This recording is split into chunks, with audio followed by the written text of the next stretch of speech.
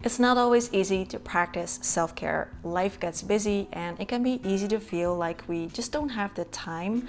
We might even feel a bit guilty or selfish for prioritizing the self-care habits that help us to keep feeling good. But to me, self-care isn't some kind of reward or right that I have to earn. It is a vital practice that helps me to keep feeling good, manage my stress, and show up as my best self. And while it is not always easy to make time for it, there are certain self-care habits that I will always try to do to meet my physical, mental, and emotional needs, even if life gets busy.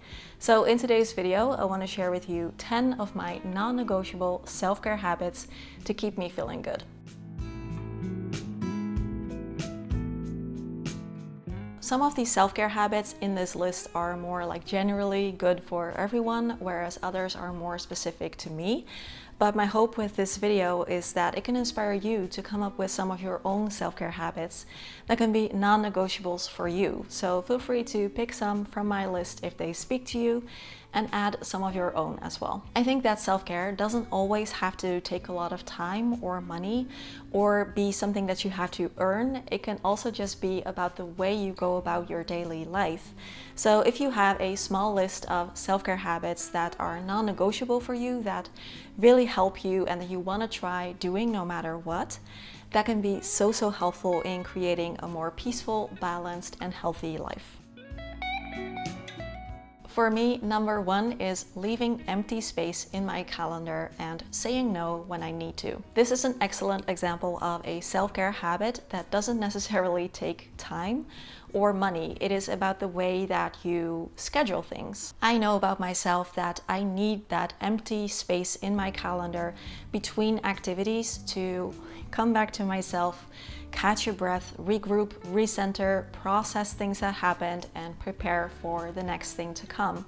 And I know that if I overschedule myself, I can keep that up a week, 2 weeks, maybe 3 weeks, but then I'm going to be extremely exhausted and I'm going to need a lot of time to recover from that. And it works so much better if I can just schedule some little empty pockets of time in my calendar throughout my week so that I don't get to that place of complete exhaustion. And yes, this also means saying no when you need to.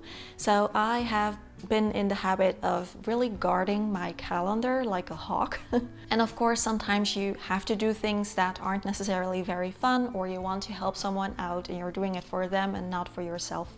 That is all fine too. You know, life can't all be fun activities with little bits of rest in between. Sometimes you have to do things, but that doesn't mean that you always have to. Sometimes it is definitely possible to say no to things that just either are not for you, they don't bring you enough value to be worth your time and energy, or simply because it's just not convenient during that time. So for example, last week I had a birthday, my mom's birthday, with my family on Sunday, so I left Saturday open. And it doesn't mean that I have to have the whole day free to do whatever I want.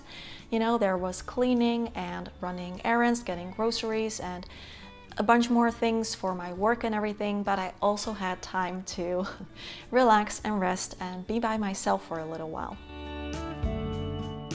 Next non-negotiable self-care habit for me is reading. Reading and books in general have always been very important to me. Even before I was old enough to read, I loved listening to my parents reading me the books, and they read them so many times I learned them by heart, and so I would try to kind of like pretend to read my books, even though I didn't even know how to read, but I knew it by heart. And ever since then, I have not skipped a single day with reading. It is one of my most important self-care activities. I usually read fiction books, but every once in a while I will also read non-fiction books.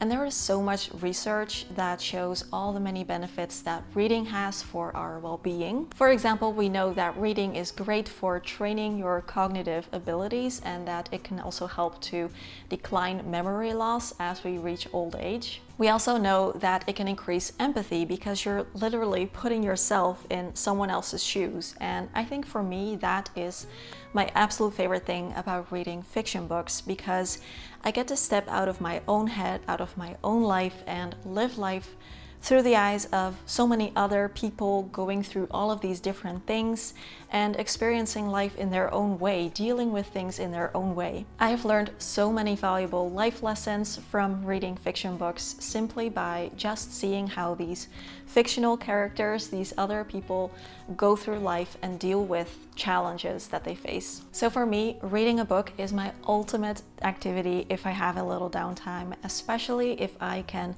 lay on the couch, lie? Is it lay or lie? Let me know. Or in bed with a good book and just completely get lost in it. It is so nice. It is the ultimate recharging my batteries activity, and I try to do it every day. If I don't have time during the day to read my book, I will at least read for like 15 to 20 minutes in bed before I go to sleep. Now, if you feel like you would like to read more, but you just don't really have the time, what I would recommend doing is trying to see if you can read in bed, at least for like 5-10 minutes before you go to sleep. Many people are on their phone during that time of the day, or on their iPad or some kind of screen. So if you can substitute that for actually reading a book, it will benefit you in so many different ways. It's much better for your sleep, it's much better for your mood. So if you are on your phone in bed, try swapping it out for reading and see how you like it. Number 3, my non-negotiable self-care habit is my dental care. This one is definitely based on just the fact that I think it is important to take good care of your body and your teeth, because you only have one set of teeth. But more so, it is for me about dealing with my fears and not running away from them. So dental care for me means never skipping brushing my teeth. So doing that twice a day, flossing, doing a little water swoosh after drinking coffee or tea or eating something, and going to the dentist and the dental hygienist twice a year. You may know about me or you may not, but I have a mild case of dental anxiety, and I am terrified of going to the dentist and a dental hygienist. And for a few years, quite a few years, I didn't go, and I was just too scared. But the thing with fears like that, they get worse and worse in your head, and it is so much better, I've learned, to face your fears instead of running away from them. So what I've been doing now for the last, I think, 4 years is going to the dentist and a dental hygienist twice a year, doing all the things with the flossing and everything. Even though it scares me, my teeth are in much better condition, my gums are much healthier, and I've also noticed that my fear of going to the dentist is now much less. It is still significant, but it is much better than before because I'm more used to it, and I know that, you know, it'll be a little scary, it'll be a little painful, but I will survive and my teeth will thank me for it. So when it comes to self-care, it's not always about doing the things that feel good in the moment. Sometimes it is about making yourself do the things that you know will help you long term. And this is one of those examples. Number 4 is one of my favorite luxuries in life, and definitely also now a non-negotiable, my green tea mornings. So I call them luxury because I now have the time for this, to slowly wake up and slowly ease into my day, because I work from home and because I'm self-employed. When I was still working a corporate job, this would have been a lot more difficult, but I will talk more about that later. I have a pretty strong passion for Japanese green tea and everything about it. I love the flavor, I love the health benefits, and I especially love that little ritual of making green tea mindfully and slowly, and just sipping that first thing after breakfast to slowly ease into your day. I used to start my day with screens, being on my phone or watching a show when I'm eating breakfast, and now it is much nicer because I'm not already like putting all of that information and all these different voices in my head as soon as I wake up. So aside from being a lovely ritual, green tea also has many health benefits. It is rich in antioxidants that can lower blood pressure and decrease the risk of heart disease. There's also evidence that it can benefit cognition, mood, and brain function. So if you're watching this and you're like, yeah, that sounds nice, but I don't have the time for that in the morning, what I would try to do instead is see if you can have a tea break somewhere in your day. So you can use a break that you already have, or maybe try and see if you can add it somewhere. It doesn't have to take long, but it can be such a nice moment to just stop for a little while and just focus on the moment and on the tea and making it and drinking it and cleaning it up, it can be such a nice mindful moment to just pause and be with yourself. So if you can make that happen anywhere during your day, I would recommend it. Number 5, another non-negotiable for me, is getting a pedicure. I'm not talking about like a cosmetic pedicure, but just the kind of pedicure where they really take care of your feet and keep them super healthy. I always get a pedicure once every 8 weeks, and every time I kind of fall out of that habit, I will start to regret that after a little while, because it is so nice if your feet are just always healthy, pain-free, clean, and just that you feel comfortable with your own feet. If you feel insecure about the health of your feet, if you're sometimes in pain, or you just want them looking fresh, I so recommend going to get a pedicure once every so often, because it really helps. I'm the type of person, I walk a lot. We don't have a car. We currently don't even have a bike, which I'm guessing we're the only Dutch people here who don't have a bike, but I walk a lot. And so the fact that my feet are healthy and pain-free is very important to me. I also exercise barefoot, so there are so many things that can get you just kind of like little issues with your feet that kind of hurt if you don't tend to them. And that is why I get a pedicure once every 8 weeks, because she can help get rid of these issues as soon as they start, and I'm never in pain and my feet always look nice and clean. Non-negotiable self-care habit for me is exercising. Another one of those self-care habits that you do not necessarily because it feels super nice in the moment, but because you know that it can help you long term. Of course, we all know that exercising is good for our physical health, and of course that plays a role for me too. I want to take care of my physical health, but for me the biggest reason that I try to exercise at least once every other day, but preferably like every day a little bit, is because I know how much it helps me with my mental health and my emotional health. The thing with exercising and turning that into a habit, so many people ask me about this. I've recently talked about it on Patreon as well. I really think that it is one of those things that once you're moving and once you're in motion, you will stay in motion. And as soon as you kind of grind to a halt, it gets more and more difficult to exercise frequently. So if I'm doing some kind of workout like 4 or 5 days out of the week, it is so easy for me to keep that going. But once I, for example, get the flu or get my period or something happens and I'm very busy and I fall out of that habit for a week or two, it gets really difficult to start that up again. So this is why I know that keeping that momentum going is much more important than doing the really like heavy workouts. For me, it is so much better to do gentle and fun exercising that doesn't completely drain my battery, so that the next day I can go for a long walk, and the day after that I can do yoga, and the day after that I can do some weight training. Like, it keeps it fun, it keeps it, there's variety, and I can actually base it on how I'm feeling in that moment. And once I get into that flow, it is very easy to keep that going. If you find it hard to turn exercising into a habit, try and see if you're actually making it too hard on yourself, if you're expecting too much. For example, I know of myself that if I make myself go to the gym, I'm not going to do it. I hate going out if I don't have to.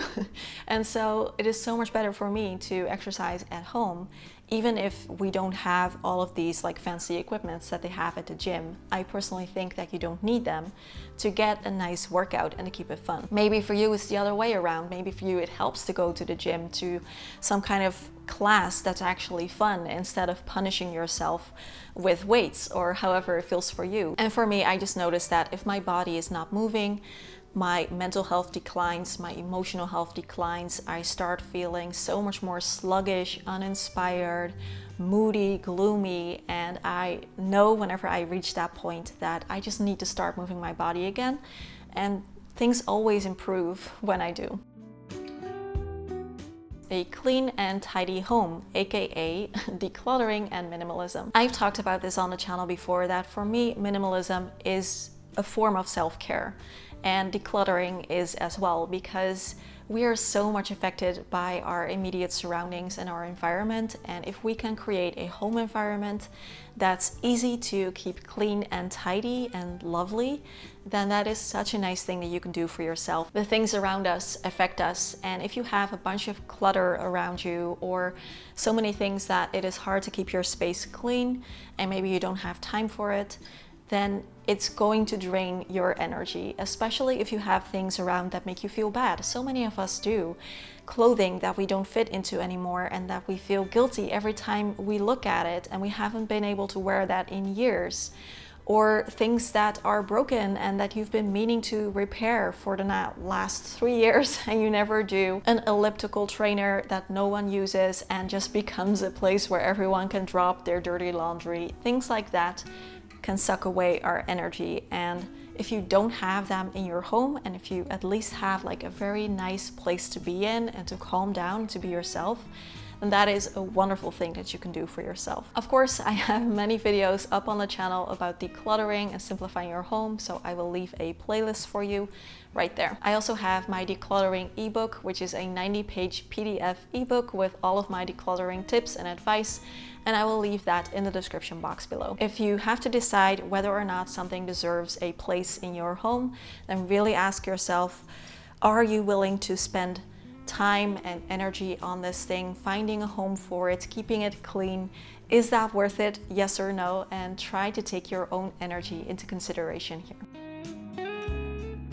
The next self-care habit that I always do is planning my periods in my calendar. Maybe for you it is something else. Maybe you have something going on every couple of weeks or months that you already know is coming up in the future, and you know that you're going to be busy during that time, maybe a class or something for your work.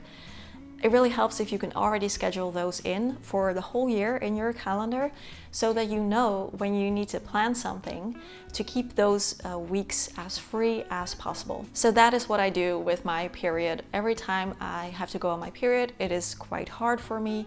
It's a whole story. I know that those weeks are going to be a bit harder for me. So the week before my period and the week of my period, which for me only happens once every 9 weeks because I take my pill a little bit longer. Anyway, since I know that those weeks are coming up, I already can schedule them for the whole year in my calendar. And so let's say I have to go to the dentist and I have to schedule my appointment for 6 months from now, and I look at my calendar and I see that I'm going to be on my period during that week, I'm going to try and not schedule that appointment then, because I already know that it is going to be very hard for me then to also have to go to the dentist.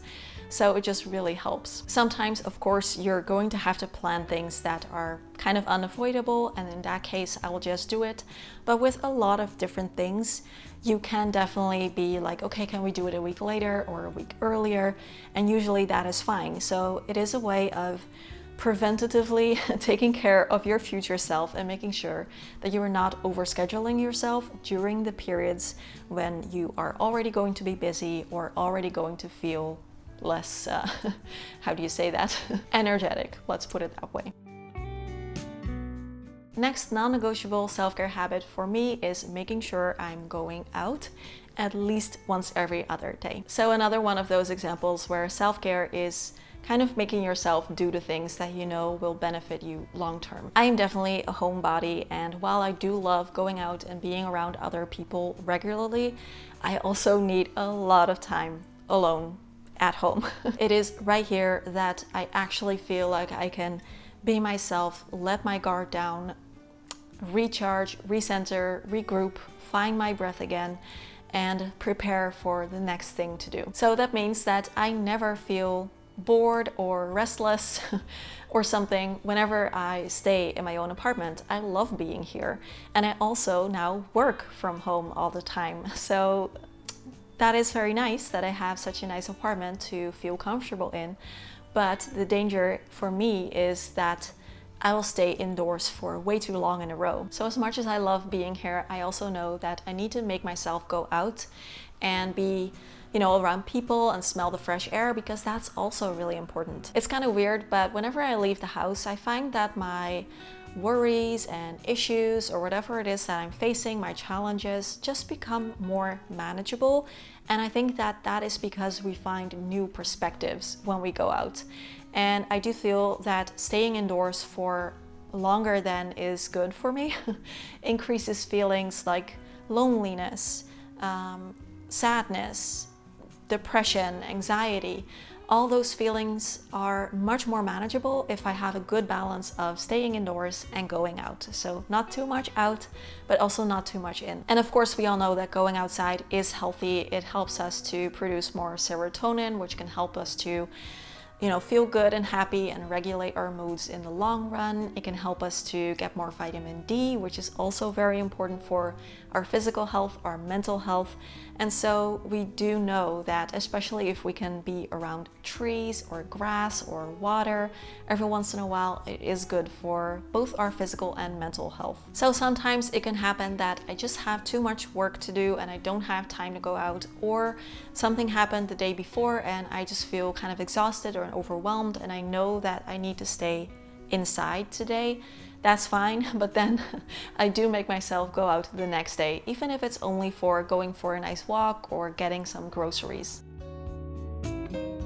And the last non-negotiable self-care habit that I want to talk about today, that I always try to do, and maybe this is the most important one, is to practice positive self-talk. Self-talk is the way that you talk to yourself in your own head. So it's kind of that inner dialogue, and sometimes we may notice that.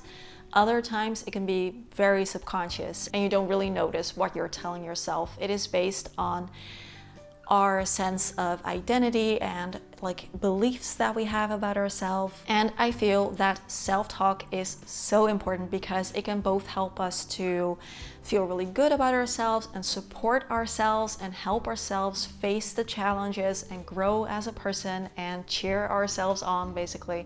Or it can be very detrimental and it can be very negative, and we can beat ourselves up and talk ourselves down until we really start to believe that voice, and we really start to believe that maybe we're no good, or all these things that we keep telling ourselves. And we have the choice here. You have the choice, and you can choose to lift yourself up instead of break yourself down. And I know that it's not as easy as it sounds, but that is what I've learned, because I used to talk pretty negatively about myself in my own head too.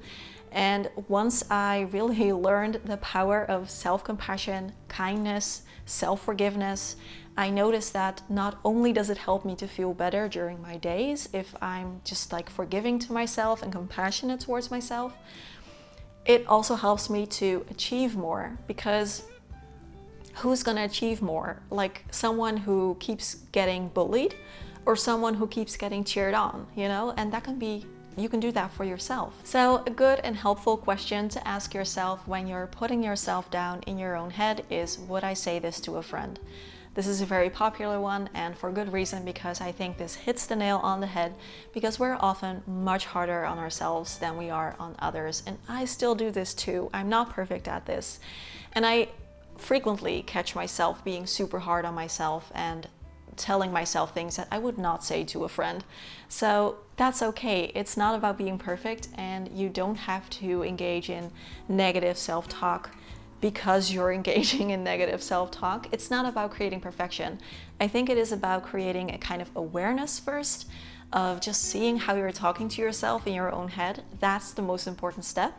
And then every time you catch yourself doing that, try coming at it from a different place. What will you say to a friend in that situation? And can you say that to yourself? And I know that's gonna feel super weird at first, or like you're being too easy on yourself, but you're really not, because compassion will help you. It will help others. And I do think that the world will be a better place if we can all engage in more positive self-talk, because if we feel better about ourselves, then we can also with more ease provide kindness and compassion for others. Some final thoughts about self-care. First of all, I know that many self-care activities involve buying something, and that's where I want to say that self-care is a whole industry, And there are so many self-care things that you can buy that can get super expensive even, that might be nice, but it's not the essence necessarily of self-care. Self-care can be completely free, and it is more about the way that you go about things. Can you support yourself? Can you set yourself up for success? Can you cheer yourself on and provide yourself with the things that you need to feel good? And can you schedule your life in a way where it's easier for you to find some peace and quiet when you need it? Those are the kind of things that can have the biggest impact, I feel, long term, but they're also maybe the hardest things to do, because it's a lot harder to change things in your life than to go out and buy a self-care candle or something. But they are the most worthwhile. Never feel bad about needing self-care. You deserve it. You don't have to earn it. You don't have to be super productive first in order to deserve self-care. You deserve it right now. Just being yourself, even if you do nothing all day, you still deserve self-care. We are human beings, not human doings. So as much as, you know, it's nice to be productive and to do the things you care about and to get your things done and have your life in order, that's all like nice, but you deserve self-care regardless of what you did that day. I want to say a really big thanks to my patrons who are supporting the channel and helping me to keep making these videos. If you're not familiar, Patreon is another platform where I post 2 extra videos a month, as well as extra like behind the scenes content of my life. And the great thing is that it is a true win-win, because you're not only getting extra content from me and extra videos, but you're also helping me to keep this channel going on YouTube and basically to keep it the way it is. For example, YouTube income, the ads on my videos, it is a very important source of income, but it is not very reliable. It fluctuates a lot. Some months you make half of what you made the month before, and therefore it is unpredictable. So having that extra income from my patrons, that's usually like around the same amount every month, and knowing that I can rely on that and count on that is very helpful for me to keep this channel going and to be as selective with sponsors as I want to be, and really choose only to work with brands that I really love and that I feel make sense on this channel, instead of having like a bunch of weird sponsors in every video that really just don't really align with Simple Happy Zen. It also helps me to prioritize quality over quantity when it comes to my videos here on YouTube. If I feel uninspired or if I feel like I need more rest, then having that little bit of extra income from Patreon just really helps me to know that I can take it easy and I don't have to necessarily post every week. If I don't feel like I have a good idea for a good video that's actually worth your time watching, and I can really keep this channel the way that it is. If you want to join on Patreon too, then you can do that. I only have 1 tier. I want to keep it super simple and have everyone get the same benefits as everyone else. So it is $5 a month, and in return for that you get 2 extra videos a month from me. Plus you already get access to more than 100 videos that are already up that I've posted for a long time already, so you get immediate access to all of that. Of course, you can also cancel again anytime, and one of the things that we do for Patreon, for example, is our tea time chats. These are super fun. Patrons get to send in questions and topic suggestions, and we talk about all kinds of different things on there related to simple living, minimalism, self-care, slowing down, all of that good stuff. So you can go to patreon.com/simplehappyzen, and if you have any questions about it, because I know that not everyone is familiar with Patreon as a platform, then feel free to leave those in the comments, please. And a really big thanks to everyone who's already there. Now I would love to know from you, what is your non-negotiable self-care habit that really helps you on a daily basis? I would love to know, so please leave that in the comments section. As always, questions, comments, conversations down below. Have a wonderful, wonderful day, and I will see you all again next week. Bye bye.